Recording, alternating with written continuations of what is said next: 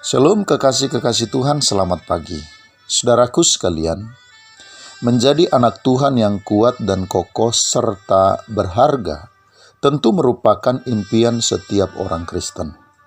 Berbagai upaya dilakukan oleh orang-orang Kristen agar ia bisa menggapai hal itu di dalam hidupnya. Namun demikian, disadari atau tidak, sesungguhnya banyak orang Kristen yang tidak mengetahui bahwa kehidupan mereka sudah hancur, runtuh, dan tidak bernilai lagi. Dan kapankah hal itu terjadi? Kekasih-kekasih Tuhan, hal itu terjadi tentu saja bukan pada saat bisnisnya bangkrut, pangkat dan jabatannya hilang, karirnya gagal dan hancur.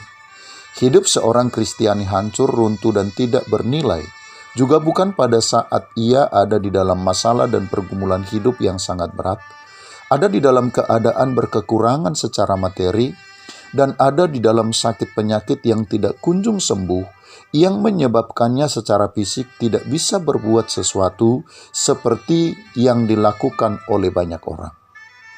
Tetapi kehidupan Kristiani seseorang telah hancur, runtuh, dan tidak lagi bernilai pada saat ia tidak lagi menuruti firman Tuhan dan hukum-hukumnya. Ketika seseorang telah hidup dalam jalannya sendiri, hanya melakukan apa yang dikehendaki oleh hatinya, dan ketika seseorang hanya hidup bagi tujuan dan kepentingannya sendiri, saat itulah ia sudah kehilangan harga dan nilai hidupnya, dan saat itu pula lah ia sudah tidak lagi menjadi orang Kristen yang baik dan ideal di mata Tuhan. Karena harga dan nilai serta keidealan hidup sebagai orang Kristen sesungguhnya hanya ditentukan oleh ketertundukan seseorang kepada Tuhan dan orientasi hidupnya.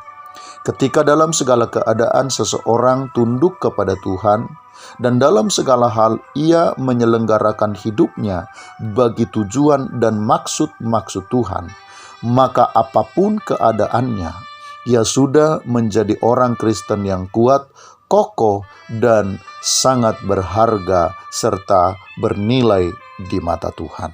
Selamat pagi, Tuhan Yesus memberkati. Shalom.